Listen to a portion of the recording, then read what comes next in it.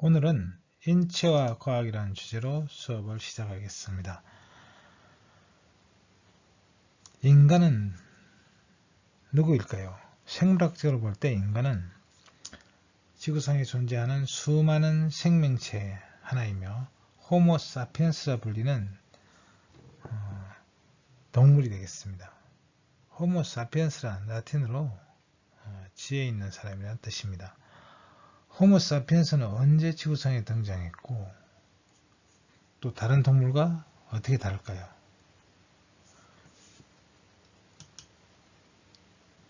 이번 시간에 다룰 주제는 생물학적 관점에서 본 인간이 되겠습니다. 그래서 진행하는 순서는 동물과 인간, 인체의 제어와 발달, 인체의 관리와 유지 이런 순서로 진행하도록 하겠습니다. 첫 번째 수업의 주제는 동물과 인간입니다. 인간과 동물은 어떻게 다른가? 인간은 오랫동안 스스로를 동물과 다른 존재라고 생각해 왔습니다. 동물은 본능을 따르는 하등한 존재이고 인간은 이성과 감성을 가진 고등한 존재로 생각해 왔습니다. 하지만 인간은 생물학적 관점에서 보면 호모 사피엔스라는 원숭이의 일종이며 그들과 똑같은 기관과 조직을 가지고 있습니다.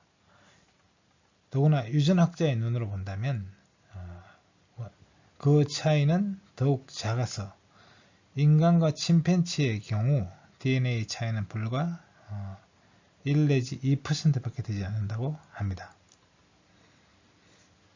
자, 그러면 이번 시간에는 생물학적으로 본 인간과 동물과 구별되는 인간 그리고 인류의 기원을 살펴보도록 하겠습니다. 그리고 성의 기원에 대해서 알아보면서 마치도록 하겠습니다. 인간은 누구인가? 오랫동안 인간은 스스로를 동물과 다른 존재로 생각해 왔습니다. 동물은 본능을 따르는 하등한 존재이고 인간은 이성과 감성을 가진 고등한 존재라는 것이죠. 하지만 생물학자의 관점에서 보면 인간은 호모 사피엔스라는 원숭이의 일종으로 그들과 똑같은 기관과 조직을 가지고 있습니다. 그리고 유전학자의 눈으로 본다면 인간과 침팬지의 DNA 차이는 1 내지 2%에 불과하다고 합니다. 그렇다면 호모 사피엔스는 언제 지구상에 출현하였고 또 다른 동물과 얼마나 비슷하고 또 어떤 점이 얼마나 다른 것일까요? 그러면 생물학적으로 본 인간을 알아보도록 하겠습니다. 인간은 지구상의 수많은 생물 중의 하나입니다. 그래서 인간은 스스로를 호모 사피엔스라고 부르고 있습니다. 인간은 분류학적으로 봤을 때 다음과 같이 든 영역에 속하겠습니다. 일단 인간은 진핵 생물학에 속합니다. 그리고 동물계에 속하죠. 그 다음에는 척색동물문에 속합니다. 좀 더 세부적으로 나눈다면 척색동물문에는 척추동물 아문이 있는데 이 척추동물 아문에 속하고요. 또 인간은 포유류강에 속합니다.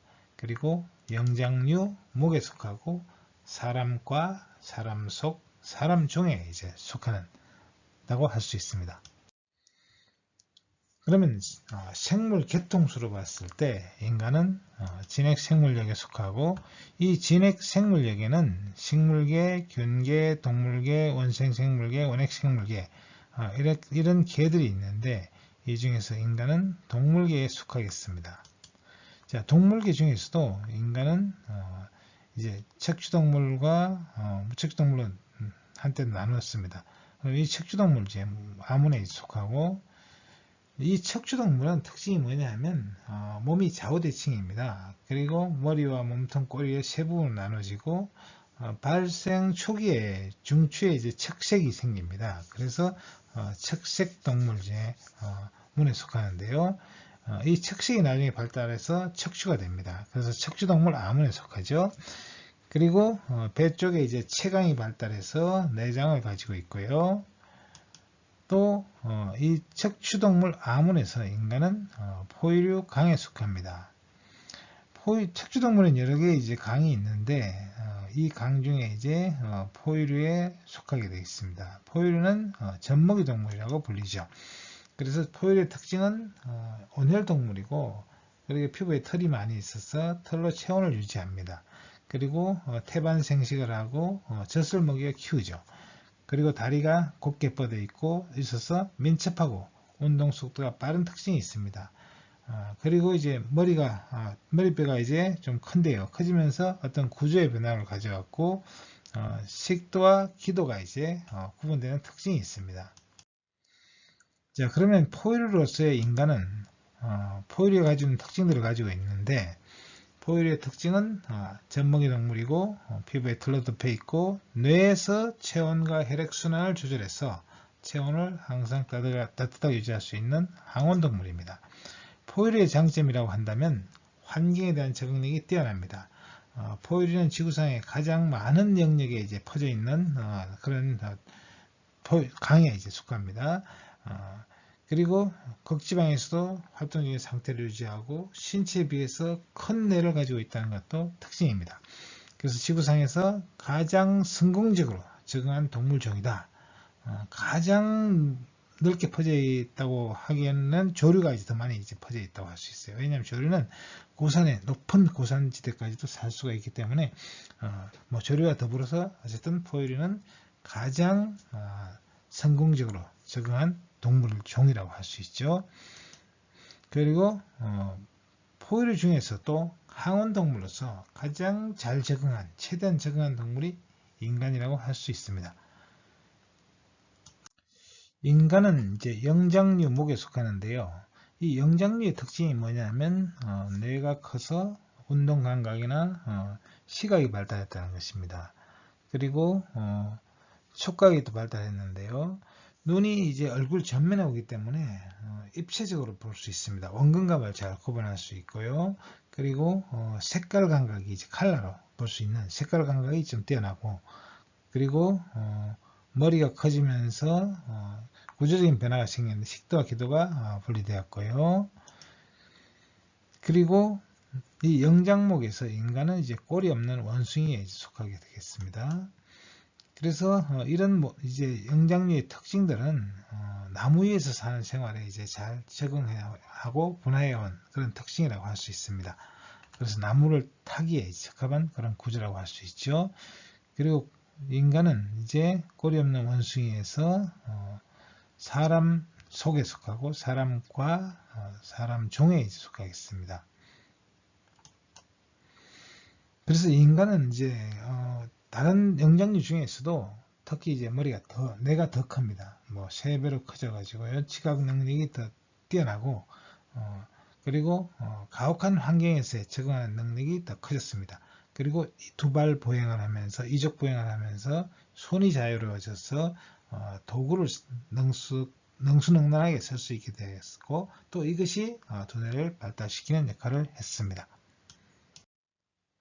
그렇다면 영장류로서의 인간에 대해서 한번 다시 알아보죠. 인간의 특징은 이제 해부학적으로는 영장류의 특징을 그대로 가지고 있습니다. 바로 이제 손이 이제 물건을 잘 질 수 있는 이런 손을 가지고 있고, 정면을 향하고 있는 두 눈이 있고요. 그래서 입체시가 발달했고 색깔 감각이 뛰어나다고 했습니다. 이런 것들은 이제 바로 인간이 과거에 수상 생활을 했다, 나무 위에서 사는 생활을 했다는 흔적이기도 합니다. 오늘날에도 대부분의 영장류들은 나무 위에서 살고 있습니다. 그래서 오늘날 우리 인간의 사회생활이나 행동 양식도 영장류의 특징을 가지고 있다고 할 수 있습니다. 원숭이들도 이제 어떤 집단 생활을 하면서 복잡한 계층 사회 속에서 사회관계를 가지면서 살고 있죠. 자, 그렇다면 인간이 가진 특징 중에 하나가 포유류들은 보통 피부에 털이 많은데 왜 인간은 털이 없느냐, 이렇게 질문할 수 있습니다. 실제로 이제 침팬지나 고릴라와 같은 유인은 털 가죽을 가지고 있습니다. 그런데 인간은 털이 없거든요. 그렇지만 또 포유류 중에 털이 없는 것들이 있어요. 예를 들면 코끼리라든지 아니면 이제 수생 포유류, 이제 바다 표범이나 이런 것들은 이제 털이 없습니다. 자, 그런데 이 코끼리 같은 경우는 워낙 덩치가 커요.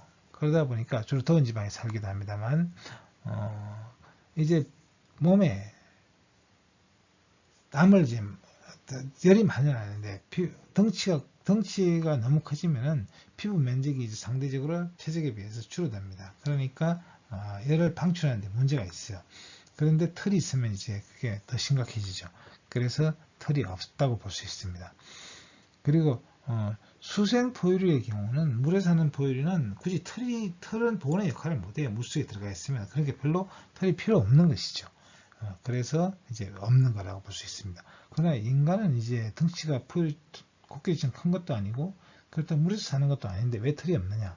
이런 질문을 할 수가 있는 것이죠. 인간의 피부에는 털이 없습니다. 거의 뭐 벌거벗은 상태라고 할 수 있는데요. 그런데 포유류에게 있어서 털이라는 것은 온열 시스템의 이제 핵심입니다. 이 털이 있음으로 인해서 이제 이 추위에 잘 견딜 수가 있는 것이죠. 근데 인간의 경우 털이라고 하는 건 하면은 이제 머리카락 외에는 뭐 남은 게 거의 없다고 볼 수 있는데요. 그러니까 단열재로서 털은 이제 단열재로서 뛰어납니다. 왜냐하면 털 자체가 이제 단열 기능도 있긴 하지만 털 사이에 많은 공기가 이제 들어가 있죠. 그래서 이 공기가 원래 열을 잘 전달하지 않습니다. 그래서 이제 스티로폼이라든지 이런 모피라든지 이런 것들이 전부 그 재료 자체보다는 그 안에 들어가 있는 이제 공기, 이것이 단열 기능을 합니다. 많은 사람들은 이제 공기가 무슨 단열 기능을 하냐 이렇게 생각할 수도 있는데 공기는 열을 잘 전달하지 않습니다. 그런데 이제 이 공기가 순환을 하면은 이제 대류에 의해서 열을 뺏기게 되는 거예요. 그런데 이것이 털이나 이제 스티로폼 같이 이제 작은 구조로 되어 있으면 그 안에서는 이 대류가 일어나지 않습니다. 그래서 단열 기능이 뛰어난 것이죠. 그리고 인간은 이제 대신에 피부에 가장 많은 단위 면적당 땀샘을 가지고 있는 동물이 인간입니다.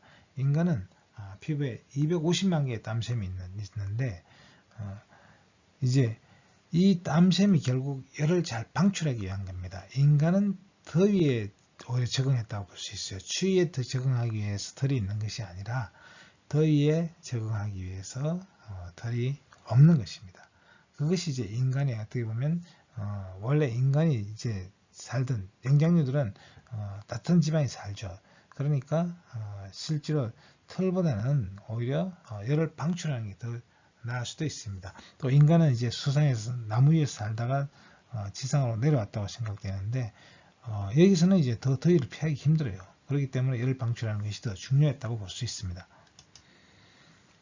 자, 그래서 인간이 이제 피부에 털이 없는 그런 이유는 이제 인간은 결국 더위에 적응을 했고, 그러면 추위는 어떻게 적응을 하느냐? 인간은 이제 지능이 높아서 이제 의복을 만들고 불을 사용하고 집을 짓고 이런 걸 통해서 이제 적응해 나갔다고 볼 수 있겠습니다.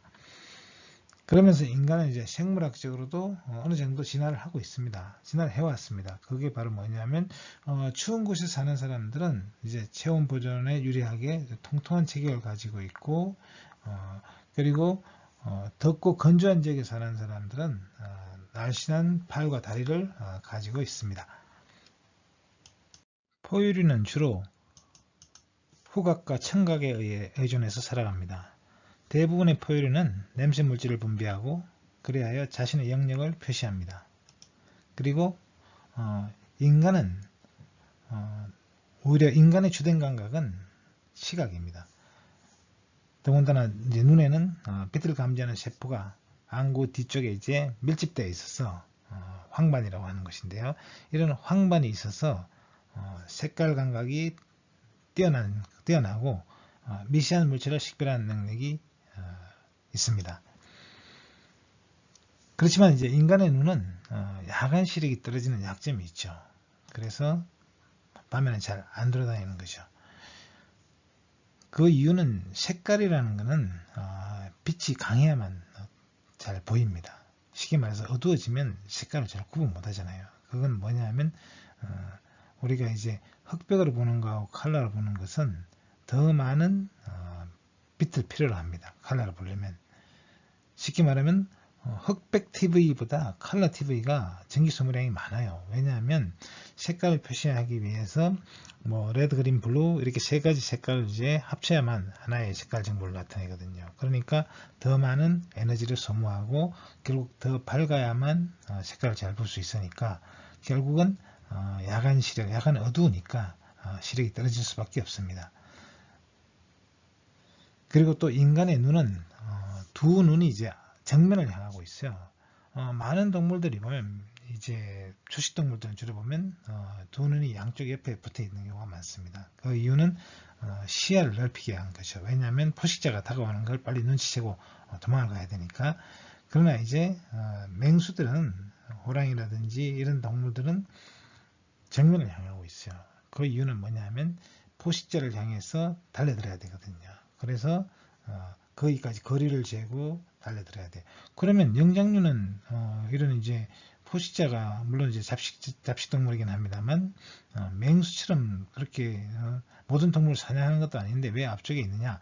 그 이유는 영장류들은 주로 나무 위에서 삽니다. 나무 위에 살다 보니까 이제 밑으로 잘 안 내려오죠. 내려오면 이제 다른 동물들 잡아먹기 쉬우니까 그래서 잘 안 내려오려고 하고 주로 나무 위에서 나무를 건너뛰면서 살아갑니다. 그러자니까 표적을 정확하게 봐야 돼요. 그래서 이제 사물을 입체적으로 보고 거리를 재고 건너뛸 수 있어야 되고 이런 것들 때문에 입체시를 가지고 있는 것입니다. 그래서 두 눈이 정면을 향하고 있기 때문에 단점은 결국 시야가 좁아지죠. 그러니까 사방을 두루두루 살필 수가 없습니다. 그것이 이제 영장류의 약점이에요. 인간의 경우는 이제 이런 단점을 결국 고개를 돌림으로써 또 눈동자를 굴림으로써 시야가 좀 넓어지는 그런 것을 커버하고 있습니다. 자, 그러면 두 번째 주제로 동물과 구별되는 인간이라는 주제로 수업을 계속하겠습니다. 인간은 동물과 구별되는 중요한 특징 중에 하나가 자기를 인식한다는 것입니다. 쉽게 말해서 거울에 비친 자신을 알아본다는 거죠. 이런 능력은 이제 극소수의 동물만 가지고 있습니다. 뭐 침팬지나 오랑우탄이나 돌고래 등이 가지고 있는데요. 심지어 이제 개나 이제 원숭이들도 이런 능력이 좀 떨어진다고 해요. 자, 그래서 이런 특징이 또 인간이 이제 호기심이 많고 학습 능력이 뛰어나다 이런 특징을 또 가지고 있습니다. 그래서 인간은 이제 자꾸 지식을 이제 축적을 할 수가 있는 것이죠. 그리고 인간은 무리를 지어 일하고 협동해서 사냥하고 서로를 보호하는 이런 사회성이 높은 그런 특징이 있겠습니다. 그리고 인간은 이제 지구상에 뭐 구석구석까지 퍼져 살고 있는데 살아가는 생활 양식이 매우 다양합니다. 그래서 인간은 분명히 한 생물종에 속하고 종이 하나입니다. 그럼에도 불구하고 이 존재 양식은 매우 다양하다는 것이 다른 동물과 다른 점이 되겠습니다. 그래서 인간은 이제 문화라는 걸 가지고 있다. 이렇게 말할 수가 있겠습니다. 자, 그러면 동물과 구별되는 특징은 이제 인간이 가지고 있는 중요한 특징을 꼽는다면 첫째, 직립보행을 들 수 있습니다. 모든 동물을 통틀어서 두 발로 서서 걷고 달릴 수 있는 능력이 가장 뛰어난 동물이 인간입니다. 다리를 완전히 수직으로 뻗어서 몸무게로 지탱할 수가 있습니다. 그래서 장시간 서 있을 수 있죠. 그러나 이제 이런 영장류들은 일시적으로 서 있을 수는 있어도 오랫동안 서 있지는 못합니다. 그것은 이런 영장류들은 이 설계굴이 이제 제대로 작동을 안 하기 때문에 서 있을 수가 없는 것입니다. 그러니까 어떤 근육의 힘으로 서 있는 거죠. 그러나 인간은 서 있을 때 설계골이 있어가지고 이 무릎이 무릎 앞으로 굽어지는 걸 이제 방지하고 있습니다. 그래서 뼈에 이제 그 힘으로 서 있을 수가 있어요. 그러니까 근육의 힘으로 서 있는 것이 아니라 그래서 오래 서 있을 수 있습니다. 또 인간은 이제 이런 똑바로 섰을 때 이 직립 자세가 무게중심이 영장류에 비해서 낮고 그리고 안정성이 높습니다. 근데 이 원숭이 같은 경우는 이제 무게중심이 높고 앞쪽으로 무게중심이 쏠리기 때문에 엉거주춤한 불안정한 자세로 서 있으려고 하면 그렇다는 것이죠. 그리고 인간은 이제 그러니까 발과 손 중에서 이제 원숭이와 더 닮은 게 어느 쪽일 것 같습니까? 우리는 흔히 이제 손이 인간이 발달했다고 하니까 원숭이하고 손이 다르지 않을까 이렇게 생각하는데 사실은 그게 아닙니다. 원숭이의 발과 인간의 발은 매우 다릅니다. 원숭이는 이제 발과 손이 거의 똑같이 생겼어요. 그러니까 원숭이는 발이 4개가 아니라 사실은 손이 4개 있는 거예요. 그래서 앞발로도 나무를 잡을 수 있고 뒷발로도 나무를 잡을 수가 있습니다. 근데 인간의 발은 일자형으로 뻗었잖아요. 4개의 발가락이 다 앞을 보고 있어요. 그렇기 때문에 원숭이의 발가락은 서로 마주보고 있습니다. 손처럼. 그래서 인간의 발은 이제 일자형이고 그리고 가운데가 불룩하죠. 아치 모양입니다. 그래서 원숭이 발은 팽팽해요. 그래서 아치 모양이기 때문에 힘의 분산이 됩니다. 그래서 서 있는 체중을 받칠 수가 있는 거예요. 힘만 들이고. 그리고 또 하나의 특징은 이제 인간의 골반이 원숭이의 골반보다 짧고 넓다는 거예요. 자, 이것이 짧고 넓은 이유는 뭐냐? 이제 직립보행을 하려면 이제 근육이 이제 발달해야 됩니다. 대둔근이 이제 발달해야 되는데 이 대둔근을 붙이려면 골반이 작아서는 안 되죠. 그래서 골반이 넓어야 됩니다. 그래서 우묵한 또 사발 모양으로 되어 있는데 이것은 이제 직립보행을 하니까 몸속에 장기를 다 떠받쳐야 됩니다. 그래서 그런 모양을 갖게 됐다는 것이죠. 자, 그래서 해부학적으로 이제 인간과 유인을 비교해 본다면 인간은 S자형 척추를 가지고 있다. S자형 척추를 가지고 있고 원숭이는 C자형을 가지고 있어요. 그래서 다르다는 걸 알 수 있고요. 그리고 두개골을 보면 인간은 이제 두개골이 얼굴이 똑바로 선형인데 원숭이는 기울어져 있습니다. 그리고 턱이 좀 돌출되어 있죠. 그리고 이의 구조를 보면 인간은 이제 이 V자형이 좀 더 가까운데 원숭이는 긴 U자형이에요. 이렇게. 자, 그러면 이 턱의 구조가 왜 저렇게 길쭉하냐? 이것은 이제 이 턱이라는 것은 길수록 이제 크게 벌릴 수가 있어요. 그리고 이때 닫을 때 더 큰 힘이 작용합니다. 그러니까 단단한 음식물들을 깨어 먹을 수가 있어요. 근데 인간은 이제 화식을 하기 때문에 그렇게 턱에 큰 힘이 필요하지 않습니다. 그래서 인간의 턱은 좀 퇴화했다고 볼 수 있죠. 짧아졌다는 것입니다. 인간의 턱이 퇴화하니까 이가 이제 굳이 길게 나 있을 필요도 없고 턱이 길 필요도 없는 거예요. 돌출할 필요가. 그렇게 이제 바뀌어 왔다고 생각해 볼 수 있습니다. 아까 손의 모양은 이야기를 했고요. 원숭이의 발의 모양과 이제 인간의 손과 발의 모양은 완전히 다른데 원숭이의 손과 발의 모양은 이제 비슷하다는 거죠.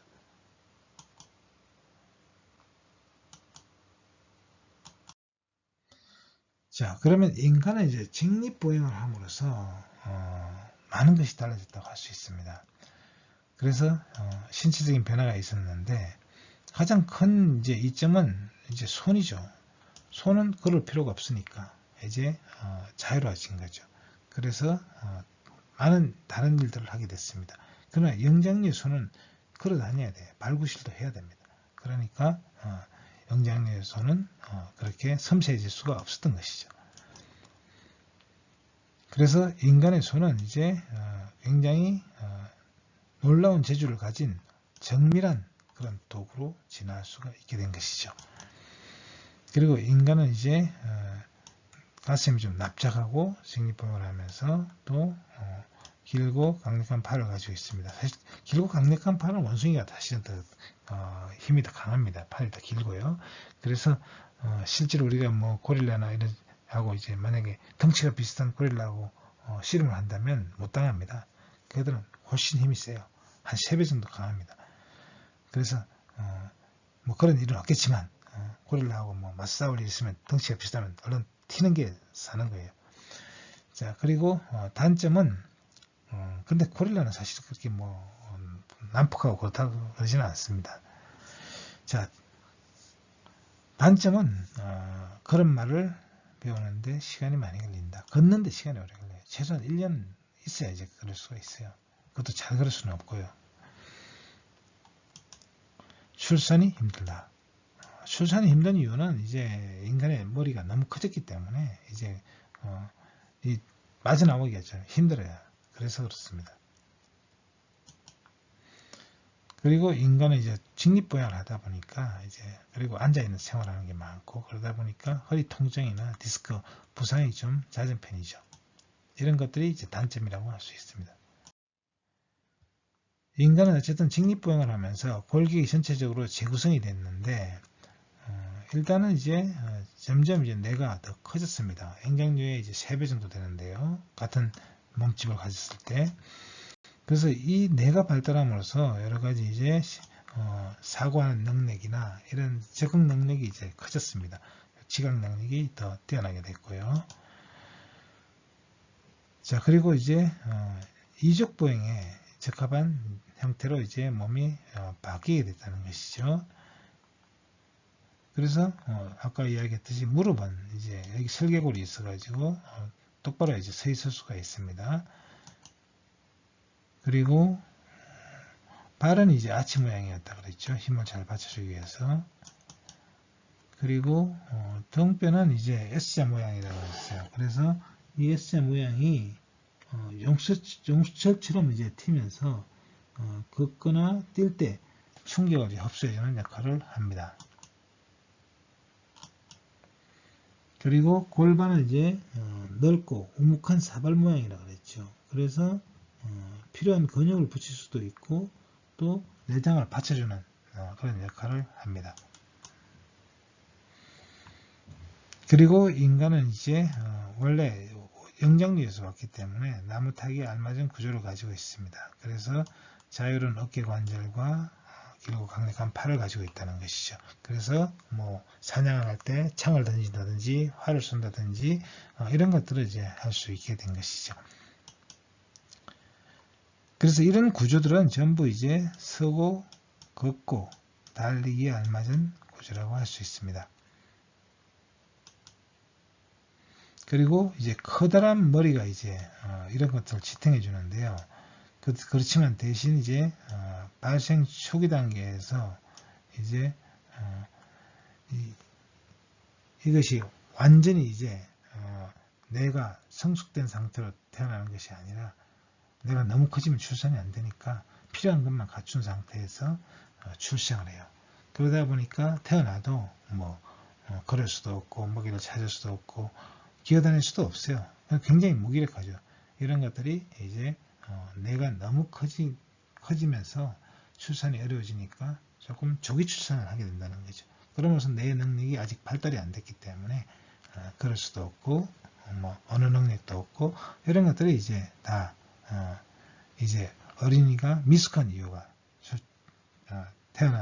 태아가 그런 이유가 되겠습니다. 그래서 이제 이 골반이 작다는 것은 골반이 너무 크면 이제 직립보양을 하기 힘들죠. 골반이 작을 수밖에 없고 그런데 이제 머리는 커졌고 그러다 보니까 그 대안책으로 조기 출산이 됐고 조기 출산이 되다 보니까 이제 자기가 독립적으로 살아갈 능력이 떨어지는 거죠. 보살핌이 필요한 그런 아기가 태어나게 되는 것이죠. 자, 인간은 이제 이족보행을 하는데 이족보행을 함으로써 손과 발의 역할이 이제 분리되게 됐죠. 그 대신 걷는 것을 배우는 데는 시간이 많이 걸립니다. 사실 네 발로 서기는 쉽지만 두 발로 서기도 어렵지만 거기서 다시 걸으려면은 이 무게중심 이동을 해야 되는데 그것을 위해서는 이 근육과 이제 신경 통제 체계가 발달해야 돼요. 이 시간이 필요합니다. 그래서 최소한 1년이 있어야 설 수가 있고 또 그런 말을 뗄 수가 있는 것이죠. 자, 이런 것들이 이제 이족보행이라는 것 자체가 결국 손과 발의 역할을 분리하면서 또 뇌가 이제 발달해야 어떤 균형 감각이 이제 생겨나고 그래서 두뇌가 발달하는데 중요한 역할을 하게 됐습니다. 자, 동물의 무게중심을 보면 일반적으로 이제 진화된 동물일수록 무게중심이 높아지는 경향이 있습니다. 예를 들어서 벌레는 땅바닥을 기어다니잖아요. 양서류는 이 팔다리가 굽어 있어요. 파충류도 마찬가지입니다. 그래서 땅에 가까이 붙어 있죠. 그러다가 이제 포유류는 좀 멀리 떨어져 있는데 인간은 포유류는 보통 사족 보행을 하죠. 근데 인간은 이족 보행을 하면서 더 높아졌어요. 자, 그래서 동물의 무게중심은 이제 나중에 나타난 동물, 진화된 동물일수록 높아진다. 이렇게 말할 수 있겠습니다. 그리고 인간의 또 다른 특징은 이제 불에 음식을 익혀 먹고 또 여러 가지 요리 재료를 섞어서 먹어요. 어떤 동물도 이렇게 요리를 하는 동물은 없습니다. 그런 점에서 인간은 이제 다른 동물과 다르다. 이렇게 말할 수 있죠. 그리고 또 이런 것들이 이제 오히려 음식을 이제 화식을 하니까 쉽게 이제 우리 칼로리 섭취해요. 근데 칼로리가 남아도니까 이제 그게 뇌로 가게 돼가지고 뇌가 더 발달하게 된 이유가 됐습니다. 실제로 뇌는 인간이 먹는 에너지에 이제 20%를 쓴다 그래요. 근데 실제로 이제 이 뇌 자체가 차지하는 무게는 2% 정도밖에 안 된다고 합니다. 몸 전체 무게. 그럼에도 불구하고 에너지는 그 10배를 쓰는 거예요. 그러니까 이제 뇌가 발달하는 데는 이제 음식이 중요한 역할을 했는데 사실 생식을 하고 이렇게 되면은 하루에 먹을 수 있는 양이 많지가 않아요. 아마 우리가 이제 생식을 해서 살아가려고 한다 보면 쌀이나 야채나 아니면 이제 고기나 이런 걸 다 생식을 한다 해봐요. 그러면 그 하루 종일 씹어야 돼요. 하루 종일 먹어야 됩니다. 그래야 오늘날 우리가 쓰는 칼로리를 얻을 수 있어요. 그런데 그러고 나면 이제 그 다음에 오늘 현대인이 그렇게 먹었다간 배탈 납니다. 그렇게 어려운데 이것을 이제 화식과 요리를 하면서 쉽게 에너지를 섭취하게 됐고 이것이 뇌를 발달시키는데 중요한 역할을 했다는 것이죠. 인간의 이제 큰 특징 중에 하나가 직립보행을 한다는 것이죠. 직립보행을 하기 전에는 아마도 우리 인류의 조상은 나무 위에서 살았을 것으로 추측되고 있는데 그렇다면 왜 나무에서 내려왔을까요? 직립보행은 분명한 단점이 있습니다. 실제로 인간의 달리기 능력은 다른 동물하고 달리기 하면 꼴찌할 거예요. 그만큼 느립니다. 그럼 결국 이동 속도가 떨어진다고 볼 수 있는데요. 자, 그러면 왜 인간이 이제 직립보행을 하게 되었나? 여기엔 여러 가지 가설들이 있습니다. 여기서 뭐 결정적인 가설은 없지만 뭐 여러 가지가 종합적으로도 설명할 수 있을 것 같고요. 그런 가설들을 소개하면 첫째는 이제 시야 확장입니다. 인간이 초원지대에서 살다 보니까 이제 숨을 데가 없잖아요. 나무 위로 올라갈 수도 없고. 그러니까 가능한 멀리 봐야 돼요. 그래서 적이 다가오는 것을 이제 감지할 수 있어야 되죠. 그러기 위해서는 키를 조금이라도 더 키우기 위해서 미어캣이 이제 망을 볼 때 똑바로 서서 보듯이 그렇게 해서 커진 것이 아닐까 하는 것이고요. 두 번째는 손과 발의 역할이 이제 분담을 하게 되니까 그럼으로써 이제 팔이 이제 걷는 역할을 하지 않음으로써 자유롭게 쓸 수가 있잖아요. 그리고 또 그럼으로 해서 도구를 제작하고 뭐 이런 이제 문명을 이룰 수가 있었어요. 자, 그래서 두 발로 걷게 됐다. 설명 그렇듯한데 문제는 뭐냐면 인간이 이런 도구를 만들기 시작한 것은 인류가 생겨나가서도 몇백만 년이 지나고 난 뒤의 이야기예요. 그러니까 직립보행이 일어나고 나서 한참 후에 도구를 만들었다 하는 것이 이제 정설입니다. 그러다 보니까 설득력이 좀 약하다는 것이죠. 그리고 진화라는 것은 미리 이제 앞날을 생각해서 진화가 일어나는 것은 아니라고 이제 합니다. 진화학자들은. 자, 세 번째는 에너지 전략설입니다. 두 다리로 걷는 것이 더 에너지를 적게 소모하기 때문에 이제 초원지대 뭐 에너지 먹을 것을 구하기도 힘들고 그런 상황에서 에너지를 더 절약해야 되겠다. 뭐 그래서 이제 두 다리를 걷게 됐다. 뭐 이런 가설이 되겠습니다. 그렇지만 이제 천천히 걸을 때가 이제 에너지를 가장 적게 소모하긴 하는데 그럴 때 달릴 때보다 근데 그 차이가 그렇게 크지는 않다고 해요. 그래서 좀 설득력이 약합니다. 네 번째는 이제 체온 조절을 용이하게 하기 위한 것이다. 이제 인류가 이제 이런 더운 지방에 살다 보니까 이제 나무도 없는 그런 저온지대에 살다 보니까 이제 그러면 태양열을 가능한 적게 받는 것이 이제 온도가 올라가는 걸 방지할 수 있으니까 서서 그러면 이제 그만큼 체온 조절에 유리하지 않겠느냐. 또 인간이 이제 털을 잃어버린 것도 체온 조절과 관련이 있습니다. 그래서 이 설은 이제 약간의 설득력이 있긴 합니다만 하나의 또 다른 가설이 되겠습니다. 그리고 다섯 번째 가설은 기후변화로 인해서 이제 인류가 살던 그 숲이 줄어들어 버렸어요. 나무가 이제 없었으니까 어쩔 수 없이 걸어다니게 됐다. 실제로 이제 기후변화가 많이 일어났으니까 이제 이것도 가능성이 있는 가설 중에 하나라고 할 수 있겠습니다. 자, 인간이 이제 이족 보행을 하는 것만큼이나 또 중요한 것 하나가 인간은 유별나게 큰 뇌를 가지고 있다는 거죠. 다른 동물보다 클 뿐만 아니라 이제 이런 유인원보다도 영장류보다 중에서도 한 3배 정도나 더 큰 뇌 용량을 가지고 있어요.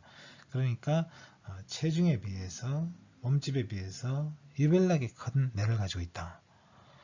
오늘날 생각하면 뭐 이건 당연한 거 아니냐 이렇게 생각할 수도 있죠. 왜냐하면 인간의 특별한 능력은 대부분 뇌에 의해서 뒷받침되고 있죠. 인간이 말을 하고 또 사고를 하고 뭘 발명을 하고 도구를 만들고 이런 모든 능력은 뇌의 능력이 뒷받침을 하고 있습니다.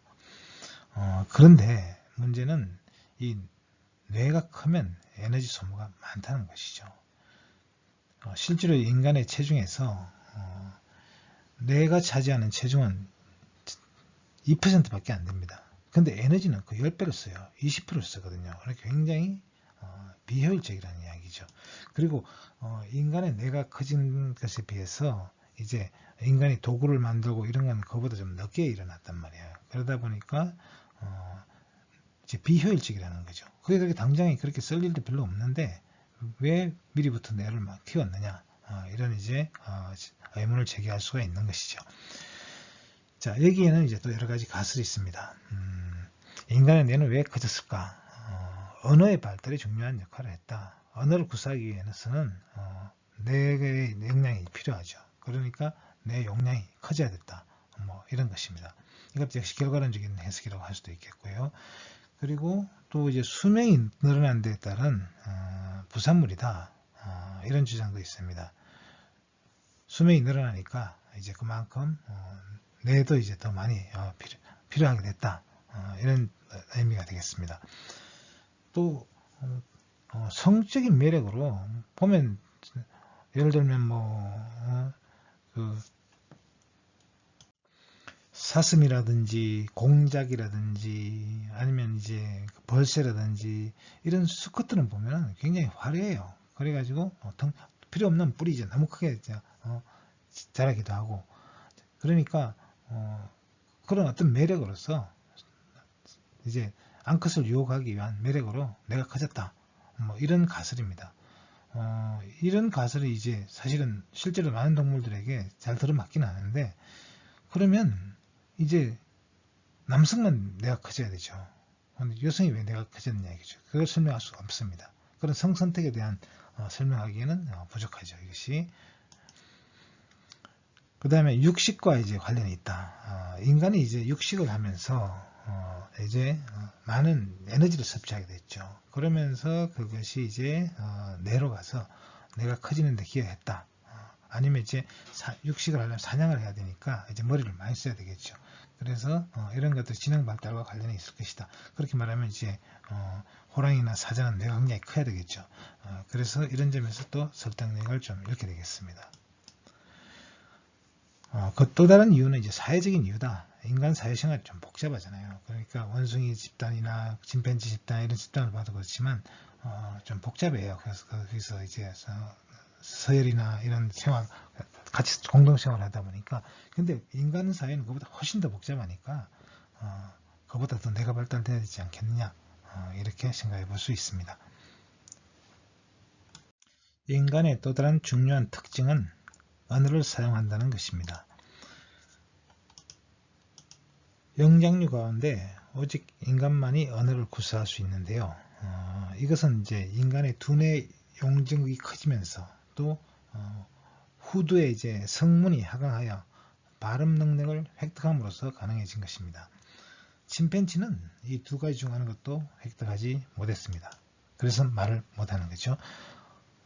언어는 실제로 인류의 진화와 긴밀한 연관이 있습니다.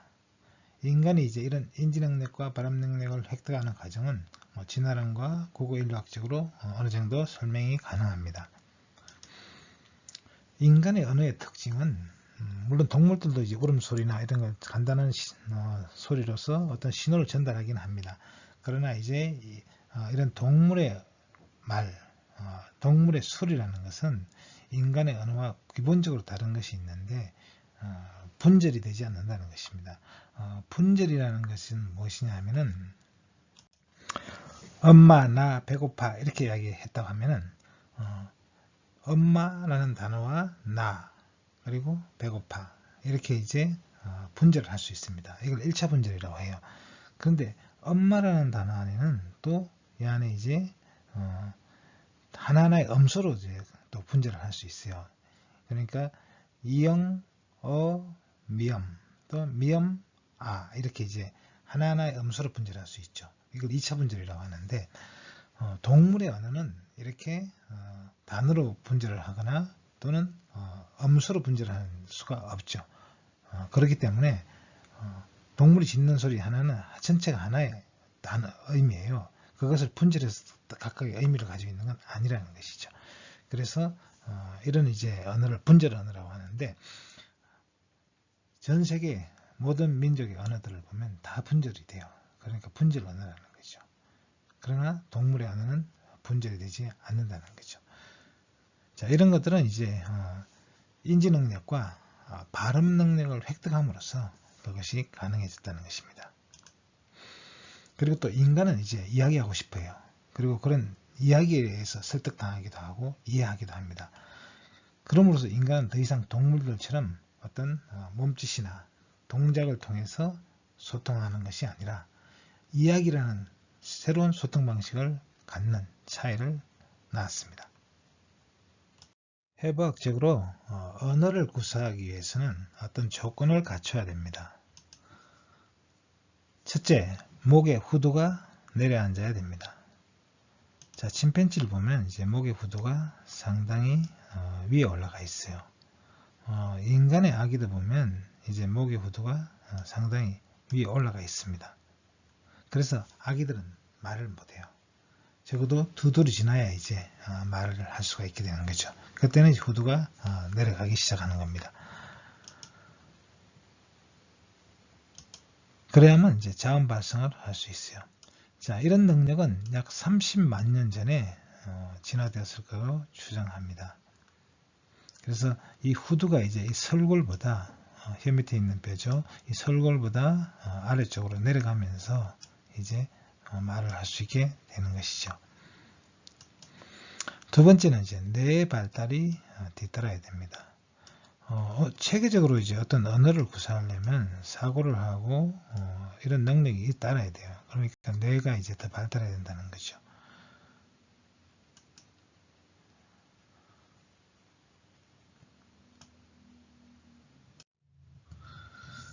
자, 인간의 또 다른 특징은 더디게 성장하고 오래 산다는 것입니다. 인간의 이제 자식 양육 기간은 다른 포유류보다 굉장히 길어요. 그래서 성인이 될 때까지 부모가 이제 돌보고 키우게 되는 거잖아요. 근데 그 기간이 이제 보통 20년, 30년이 걸리죠. 그러나 다른 동물들은 이제 그렇지가 않죠. 두 번째는 이제 평균 수명이 다른 포유류보다 길다는 거예요. 침팬지의 경우 평균 수명이 40에서 50년인데 인간은 약 80년 정도가 됩니다. 그리고 또 하나의 특징은 이제 인간 여성은 50세를 넘으면 폐경기라는 게 있어요. 이제 더 이상 이제 아기를 가질 수가 없는 거죠. 그런데 그 이후에도 보통 그러니까 80년이라면 30년을 더 사는 거죠. 근데 동물의 경우에는 이런 폐경기라는 기간이 거의 없는 것이 없죠. 그래서 이런 폐경기가 왜 인간에게 이렇게 길게 있느냐? 그러면 폐경을 왜 일찍 시작하냐고 말할 수도 있겠고, 아니면 폐경기 이후에도 더 오래 사느냐? 이런 역할을 설명하기 위해서 나온 것이 이제 할머니 가설이에요. 결국 이 할머니가 자식 양육에 있어서 중요한 역할을 하죠. 손주 양육에 있어서. 그래서 이래서 인간의 교명이 길어졌다. 뭐 이런 주장도 있습니다. 인간은 이제 이족 보행을 하면서 골격의 변화가 이족 보행에 맞게 이제 바뀌어 왔는데 여기서 중요한 역할을 한 것이 이제 인간이 불을 사용함으로 해서 음식을 익혀 먹기 시작했다는 거예요. 그걸 화식이라고 하죠. 자, 그럼 이 화식이 왜 골격 변화를 가져왔느냐? 일단 이제 생으로 먹게 되면 뭐 고기든 과일이든 뭐 야채든 힘들어요. 씹는 것이 턱도 아프고 그래서 한참 또 씹어야 되고 이런 것들이 이제 필요했는데 그러나 화식으로서 음식물이 연해지고 부드러워지면서 이제 쉽게 또 그것을 또 소화하기도 쉬워지고 씹기도 쉬워져요. 그러니까 이제 턱뼈라든지 이런 이제 입의 크기라든지 뭐 이빨의 배열이라든지 이런 것들이 이제 바뀌게 되겠죠. 필요 없으니까요. 그래서 또 이제 도구를 사용하면서 우리가 좀 더 이제 음식을 쉽게 잘 먹을 수도 있게 됐죠. 그래서 이런 도구와 불을 사용함으로 인해서 씹는 기능이 퇴화했어요, 인간은. 그래서 보통 이제 포유류들은 이 턱이 좀 돌출해요. 이렇게 튀어나오죠. 그러나 인간의 경우는 턱이 돌출하지 않았다는 거죠. 그럼으로써 결국 이제 이 입쪽이 들어가게 되는 거예요. 자, 이런 것들은 이제 직립보행에 더 유리했어요. 왜냐하면 턱이 더 돌출하게 되면 그만큼 무게중심이 앞쪽으로 쏠리니까 걷는 데 있어서 좀 불안정해지는데, 그리고 목을 지탱하고 똑바로 쓸 때 이제 힘들죠. 그러나 턱이 들어감으로 인해서 이제 똑바로 쓰는데 직립 자세에 더 유리하게 바뀌게 됐죠. 자, 이런 것들은 또한 씹는 기능의 어떤 퇴화를 가져오는데 그것이 이제 화식을 통해서 그것을 이제 극복할 수 있게 된 것이죠. 그래서 이 고릴라와 인간의 이제 입을 비교해 보면 고릴라는 이제 큰 U자형인데 인간은 약간 V자형으로 이렇게 바뀌게 됐습니다. 이런 것들이 이제 화식으로 인한 골격의 변화가 되겠습니다. 자, 그리고 인간의 이제 중요한 특징 중에 하나가 유형성숙이라는 용어로 이제 설명할 수가 있는데요. 영어로는 네오텐이라고 부르는데요. 풀어서 쓴다면 뭐 유아화 이런 의미가 되겠어요. 그러니까 유형이란 말은 어릴 유자죠. 그러니까 유형, 어릴 때 모습대로 성숙한다 이런 의미가 되겠습니다. 그러니까 생물이 나이를 먹었는데도 어릴 적의 모습을 간직하는 것을 말하죠. 자, 그래서 이제 인간을 보면은 이제 침팬지하고 비교했을 때 침팬지는 새끼 침팬지하고 성체 침팬지는 보면 상당히 많이 달라요. 그러니까 이런 눈두덩이 이제 튀어나오고 그렇죠. 그리고 입이 돌출해요. 굉장히 많이 튀어나오죠. 돌출하잖아요. 그런데 인간의 경우는 어린이를 봐도 그렇고 이 새끼 침팬지는 더 인간과 비슷해요. 그러니까 인간은 그러면 왜 이렇게 됐느냐? 그러니까 어릴 때 모습을 그대로 그냥 성장한다 이렇게 말할 수 있는 거죠. 이런 성체가 됐을 때 나타나는 특징들이 나타나지 않는다 이렇게 말할 수 있어요. 그러니까 어릴 때 모습 그대로 성숙한다. 인간에게 이제 적용할 수가 있는 것이죠. 자, 그래서 다른 동물들도 비교해 보면 뭐 이제 토끼라든지 개라든지 새라든지 보면 다 보면 이 입 부위가 이제 돌출해 나오죠. 그렇죠? 이것이 이렇게 절벽형 이런 얼굴은 유아의 특징이에요. 유아의 특징. 그런데 인간에게 있어서 이런 성체의 특징이 나타나지 않는 거라고 볼 수 있습니다. 그러니까 성적으로는 이제 성숙되는데 다른 부분은 이제 미성숙이 된 그런 상태라고 할 수 있어요. 그것이 유형성숙이라고 하는 것입니다. 그래서 인류가 이제 이런 진화해온 과정은 일종의 퇴화 과정이다. 어릴 때 모습에서 이제 그대로 머물러 있기 때문에 이렇게 볼 수도 있습니다. 그러니까 인간은 태아의 특성을 갖고 있고 다른 영장류들처럼 성체가 가져야 될 특수한 형질을 잃어버렸다. 획득하지 못했다. 이렇게 볼 수 있어요. 그 중에 하나가 바로 보통 이제 동물들의 경우 송곳니가 튀어나오죠.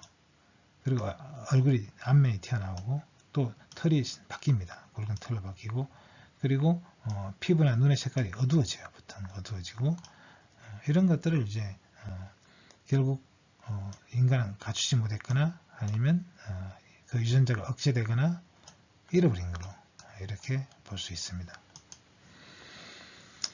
그래서 영장류에서 인간으로 변하는 과정은 상실이자 퇴화다, 이렇게 이제 볼 수도 있죠.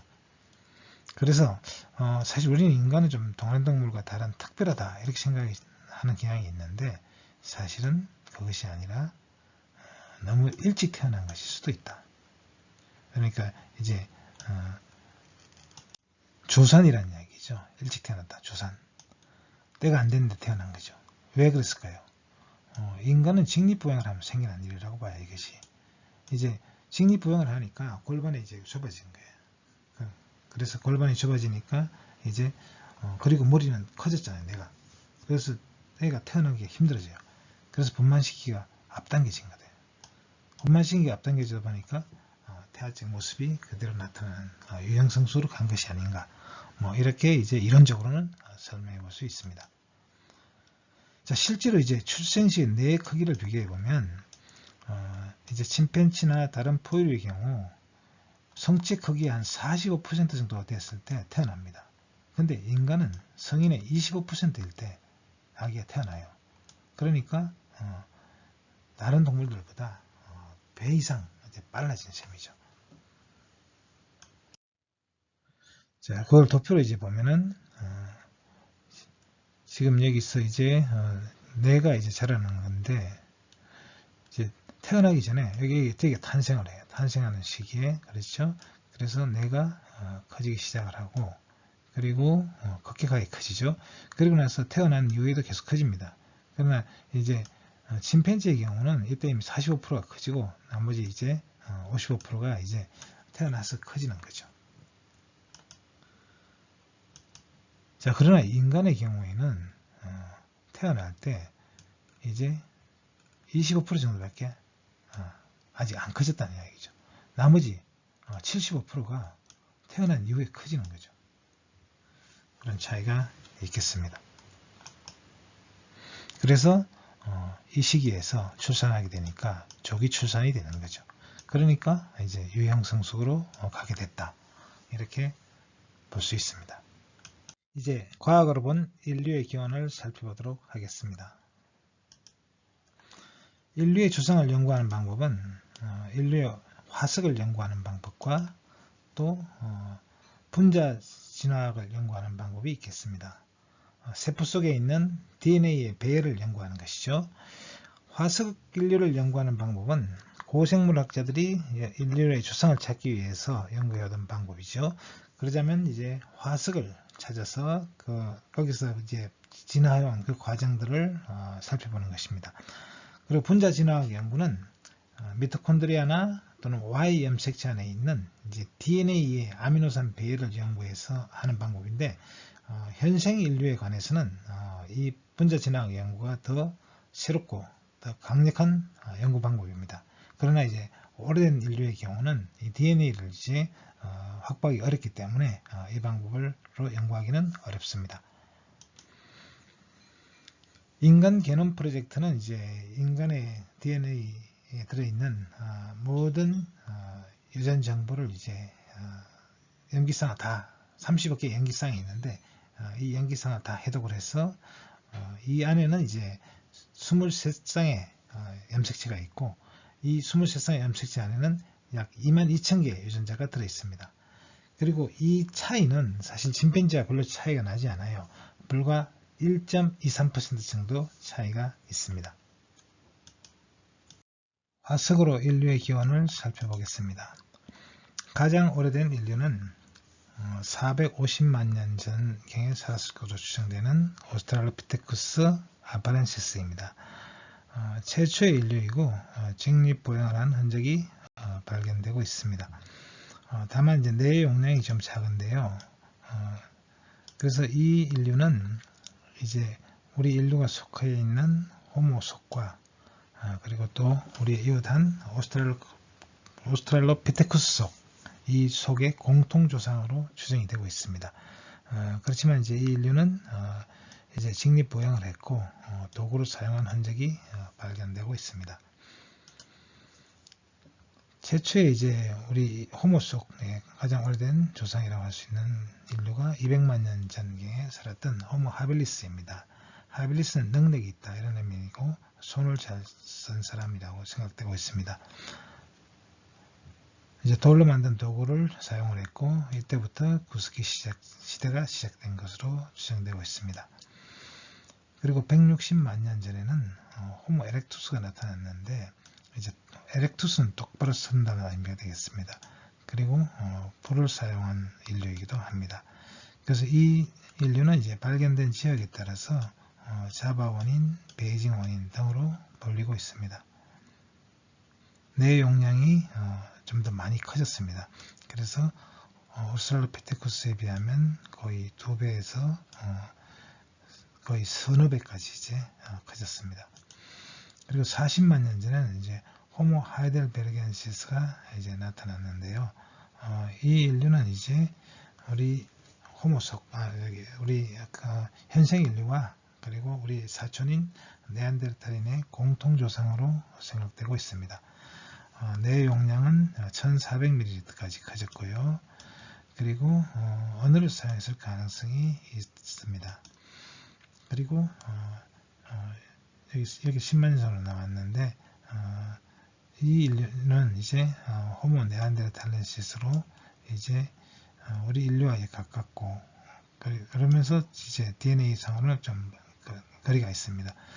최초로 이제 매장을 한 인류이기도 하고요. 그래서 어떤 종교나 어떤 이제 그러니까 신화나 내세관을 가졌을 가능성이 있습니다.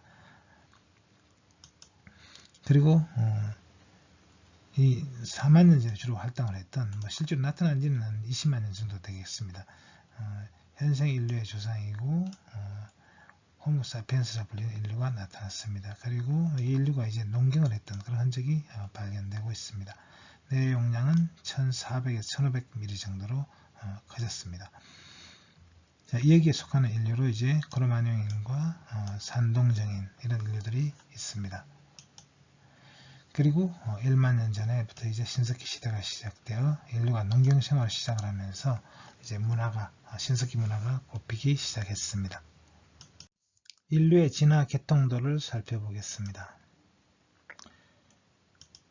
인류는 이제 사람 속에 속하는데요. 우리의 이웃한 또 다른 속으로 침팬지 속이 있습니다. 사람 속과 침팬지 속은 대략 이 600만 년 전에 갈랐었습니다.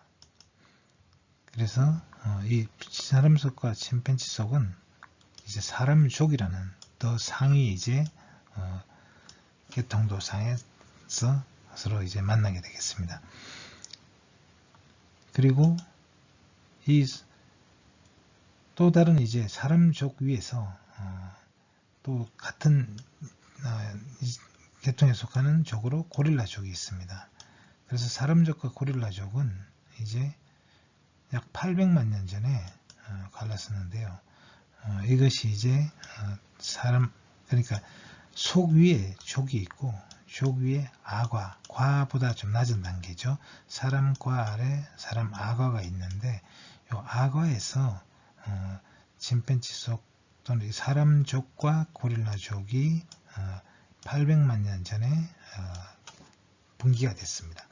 그리고 다시 더 거슬러 올라가면 1300만 년 전에 이제 이 오랑우탄과 이제 사람 아과가 갈랐었습니다.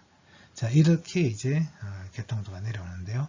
다시 한번 정리를 해보면 오랑우탄, 고릴라, 침팬지 이런 동물들은 이제 인간과 좀 어느 정도로 가까우냐 1300만 년 전까지 거슬러 올라가면은 오랑우탄과 사람아과는 이제 공통조상으로 만나고 그리고 800만 년 전으로 거슬러 가면 고릴라와 고릴라족과 사람족이 또 갈랐었습니다.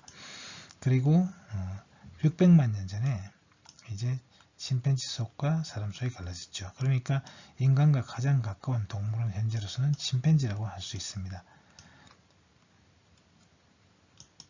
그리고 이 침팬지 속에는 또 보노보와 침팬지가 있습니다. 이것은 이제 난쟁이 침팬지라고 할 수 있는데 보노보가 어쨌든 이렇게 또 종이 이제 나눠지는 거죠. 그리고 사람의 경우에는 이제 한 종밖에 없지만 옛날 조상은 사람 속 아래 호모 에렉투스, 호모 하빌리스부터 시작하죠. 호모 하빌리스, 호모 에렉투스, 호모 사피엔스 이런 식으로 내려오는 겁니다. 그러면서 이제 이 에렉투스나 이제 호모 이제 하빌리스 같은 경우는 다 이제 멸종이 된 거죠. 더 이상 종이 이어지지 않는 거죠. 자, 그리고 사람 속 안에도 사실은 이제 이 침팬지가 갈라진 게 600만 년 전이지만 그 이후로도 이제 다른 인류들이 나타났습니다. 오스트랄로피테신이나 아까 이제 오스트랄로피테쿠스 같은 경우, 오스트랄로피테쿠스는 이제 또 다른 이제 파란드로푸스나 이런 이제 다른 종들이 다른 이제 속이 있었습니다. 근데 이 속들이 전부 이제 멸종을 했죠. 그래서 유일하게 이제 사람 속만 남아 있고 사람 속 가운데서도 유일하게 호모 사피엔스 종만 남아 있는 그런 상황이 되겠습니다.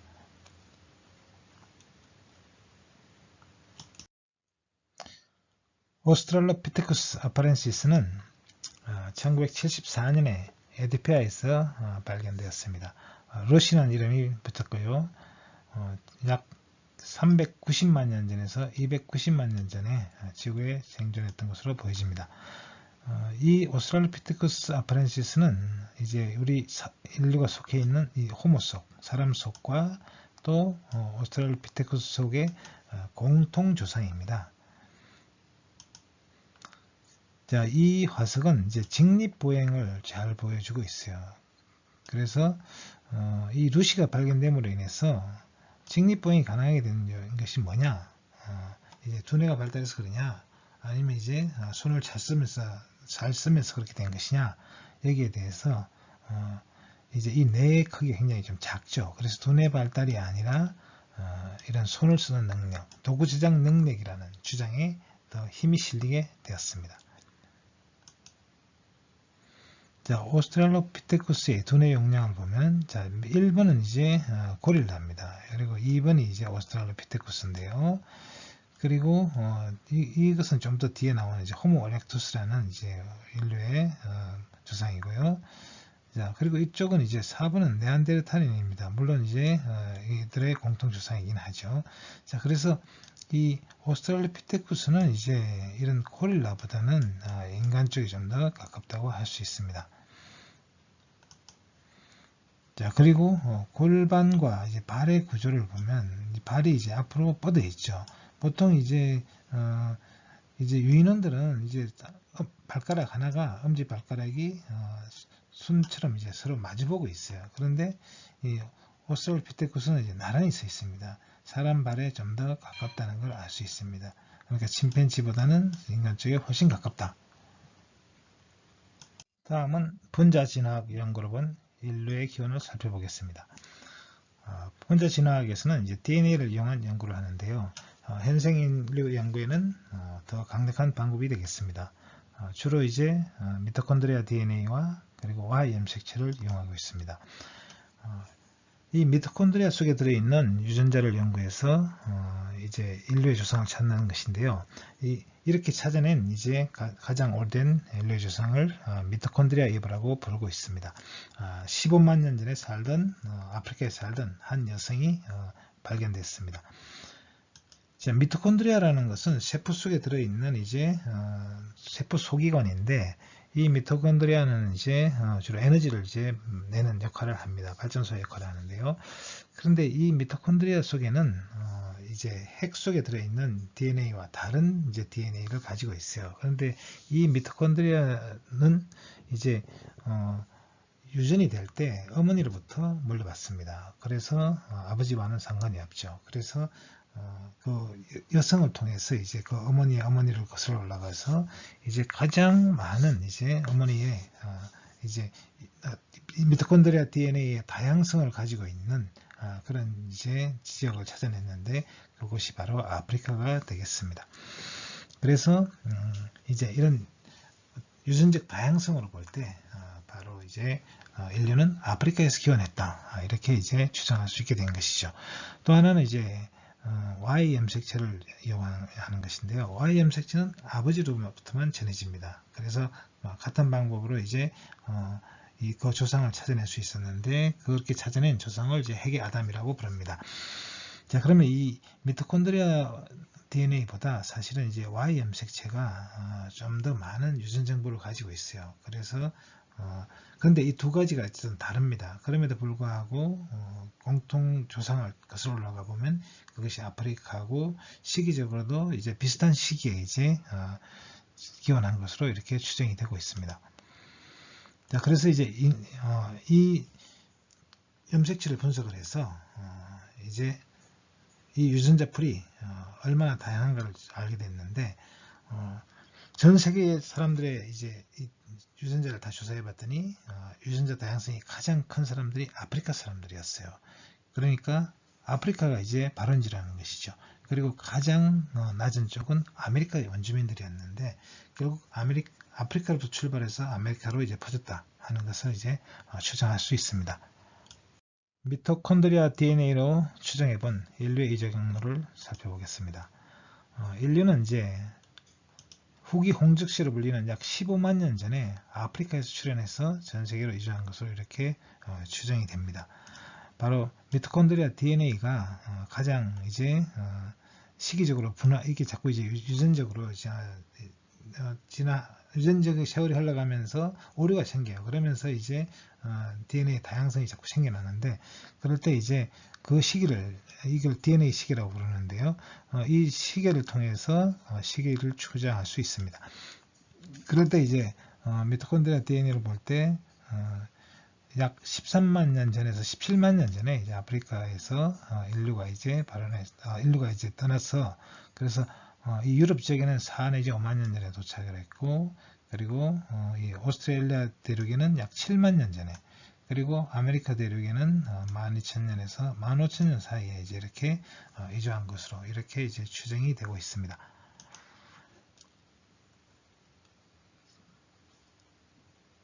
자, 그래서 이들은 이제 이동하면서 뭐 이런 대형 동물들을 이제 사냥을 하고 뭐 식물을 채집하기도 하고 또 여름에는 천막을 치고 겨울에는 오두막이나 이제 붙박이 집을 지으면서 살기도 했다고 생각되고 있습니다. 자, 그러면 이번에는 Y 염색체를 본 인류의 이주 경로를 살펴보겠습니다. Y 염색체를 봤을 때도 역시 비슷한 시기에 이제 아프리카에서 출발해서 유럽으로 건너가고 그리고 동남아를 거쳐 오스트레일리아 대륙에 도착한 것으로 추정이 됩니다. 역시 아시아 대륙을 건너서 베링해를 건너서 아메리카로 진출했고 남아메리카까지 내려간 것으로 이렇게 추정이 되고 있습니다. 여기서는 약 10만 년경에 이제 지구로 거의 이제 많이 퍼져가면서 이제 숫자가 증가했고 그리고 후기 홍적세 약 마지막 빙하기 무렵에 약 1만 년 전에 이제 전 세계 인구는 뭐 이제 1만 명 정도밖에 안 됐을 것으로 이렇게 추정이 돼요. 그리고 1만 년 전에는 그때가 이제 신석기 시대였고 농사를 짓기 시작을 하면서 목축을 하기 시작했던 것으로 봅니다. 그리고 뭐 이제 다른 이제 청동기 시대나 이런 시기를 거치면서 인류는 이제 다양한 문화를 이제 발전시키게 되었다는 것이죠. 자, 화석에 대한 연구와 또 분자 진화학적 연구를 통해서 현생 인류는 약 15만 년 전에서 20만 년 사이에 아프리카에서 발원한 것으로 이렇게 주장하고 있습니다. 그리고 대략 한 6만 년 전쯤에 이제 이 아프리카에서 나와서 지구 전체를 이제 퍼졌다는 것이죠. 그리고 약 4만 년 전에는 이제 크로마뇽인이 유럽에 출현했고 그러면서 이제 문화혁명이 일어났다는 거죠.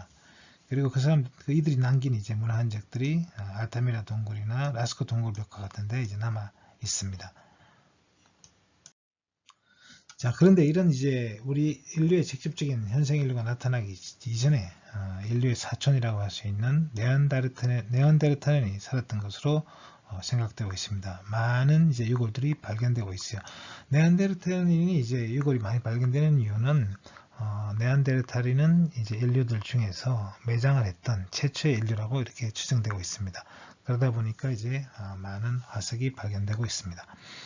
자, 네안데르탈인은 약 25만 년 전에서 3만 년 전 사이에 유럽과 아시아에 이제 서 빙하기를 지내왔습니다. 그리고 좀 털이 많고 좀 이제 사냥을 잘하는 그런 수렵 채집인이었습니다. 근데 이 네안데르탈인은 이제 유골들에 보면 굉장히 이제 외상 흔적이 많아요. 골절이라든지 이런 외상 흔적들이 많은데 그러면서 또 이제 이 외상이 나았던 그런 이제 이것이 그 외상으로 죽은 것이 아니라 그 외상이 치유가 된 그런 흔적들이 발견되고 있는 걸로 봐서 이제 가족들이 이제 돌보고 이제 보살핌을 받았던 것 같아요. 그래서 이 상처로 죽은 것은 아니라는 것이죠. 그렇다면 이제 왜 네안데르탈인이 상처가 많으냐? 그 이유는 이제 아마 대형 동물들을 사냥을 하면서 많이 이제 다쳤던 걸로 이렇게 추정이 되고 있습니다. 그래서 실제로 네안데르탈인의 수명은 30년 내지 40년 정도밖에 안 됐습니다. 그리고 이제 몸에는 털이 없고 피부색은 뭐 흰색부터 검은색까지 다양했을 것으로 이렇게 추정이 되고 있고요. 뇌가 컸습니다. 오히려 현생 인류보다 더 뇌가 더 컸다고도 이렇게 추정이 되고 있어요. 자, 그리고 또 이 네안데르탈인은 이제 다양한 연장들을 사용했어요. 그래서 바위를 잘라가서 다듬어서 이제 이런 칼을 만들어서 썼다는 거죠. 네안데르탈인은 이제 비교적 시기적으로 가깝기 때문에 이 네안데르탈인의 이제 뼈에서 DNA를 추출했습니다. 그래서 이 DNA 염기 서열을 보면 현생 인류와 이제 매우 달라요. 그래서 우리 현생 인류의 직접적인 조상은 아니라고 이제 생각되고 있습니다. 자, 그런데 수수께끼는 이제 네안데르탈인은 빙하 시기를 지냈고 이제 상당히 능숙한 사냥꾼이었고 그랬음에도 불구하고 왜 사라졌느냐 하는 것이죠. 그래서 20만 년이 넘게 이제 번성을 했고 많은 빙하기를 지나왔어요. 그리고 사냥에 능숙했다는 거죠. 그러면 이제 이들이 멸종을 하게 된 원인이 뭘까? 여기에 대해서는 이제 현생 인류도 이제 좀 의심을 받고 있어요. 왜냐하면 현생 인류가 약 4만 년 전에 유럽에 도착했고 그로부터 약 1만 년 후에 네안데르탈이 멸종했거든요. 정확한 이유는 사실은 모릅니다. 물론 이제 네안데르탈인과 현생 인류가 전쟁을 벌였을 수도 있고 또 오히려 현생 인류가 데리고 온 질병에 의해서 희생되었을 수도 있고요. 아니면 이제 어떤 지적 능력이나 문화적 능력이 이제 뒤떨어져서 경쟁에서 도태했을 수도 있었다는 거죠. 근데 여기 또 빙하 시대다 보니까 이제 여기에 불안정한 기후 때문에 그 차이가 크게 작용했을 수도 있습니다. 그래서 현생 인류가 이제 네안데르탈을 소멸시켰다는 증거는 없습니다. 오히려 그거보다는 이 사이에 어떤 이종교배 같은 것이 있어서 순수한 네안데르탈인이 이제 사라져버렸을 수 있다는 것이죠. 실제로 이제 이 현생 인류는 창의력에서 네안데르탈인을 능가했습니다. 네안데르탈인은 사냥을 할 때 가까운 거리에서 근접해서 이제 창이나 이제 이런 걸로 이제 칼로 이제 사냥을 했는데 현생 인류는 이제 먼 거리에서 이제 창을 던져서 사냥을 했다는 거죠.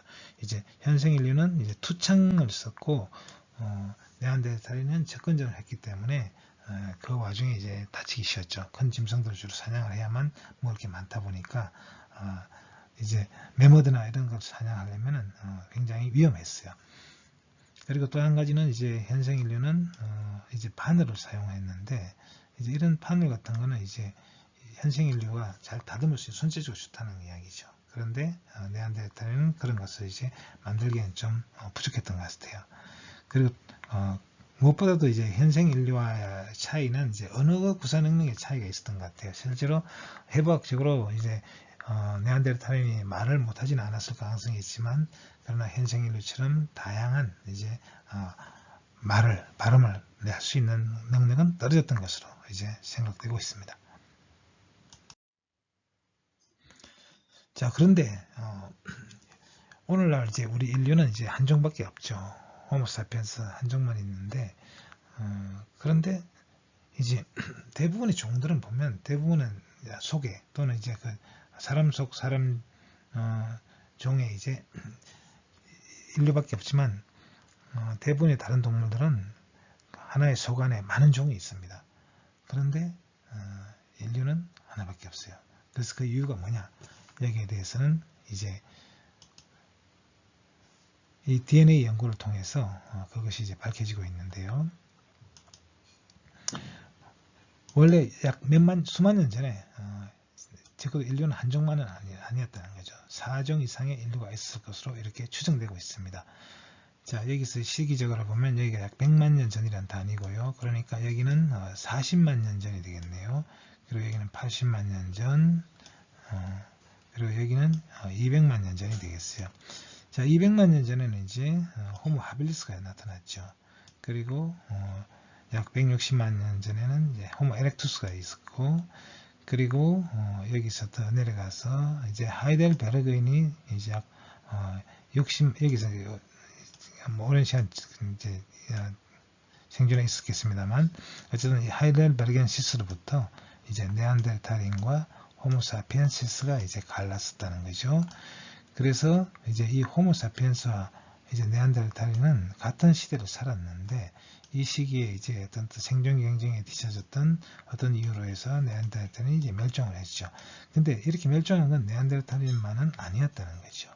그래서 여기 보면 이제 데니소바인들도 있었는데, 이 데니소바인도 멸종을 했고, 이 시기에 여기서 이제 이 물줄기가 섞여 있는 것은 이 사이에 어떤 혼혈이 이루어졌다는 것입니다. 그러니까 호모사피엔스의 유전자 속에 데니소바인이나 네안데르탈인의 유전자가 섞여 있다는 뜻이 되겠습니다.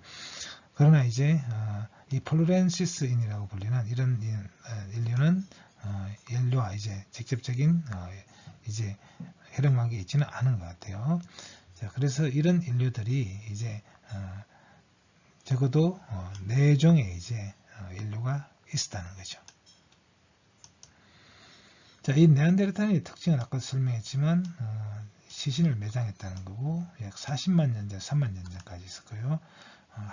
그리고 하이델베르그인은 이제 네안데르탈인과 호모사피엔스의 공통 조상인데 60에서 10만 년 전에 이제까지 있었고, 그리고 호모 에렉투스는 약 170만 년 전에서 10만 년 전까지 있었어요. 그러니까 이 시기에 이 호모 에렉투스도 이제 같이 공존하고 있었어요. 그리고 이 호모 에렉투스는 이제 최초로 아프리카를 떠나온 인류가 되겠습니다. 그리고 호모 하빌리스는 이제 호모 속의 가장 오래된 조상이죠. 그래서 230만 년에서 140만 년 전에 있었고, 이제 능숙한 능력 있는 뭐 인류다, 호모다, 사람이다 이런 뜻이겠죠. 호모 하빌리스, 하빌리스가 능숙한 라틴어로 이런 뜻이니까요. 그래서 도구를 능숙하게 잘 사용하는 사람이라고 할 수 있습니다.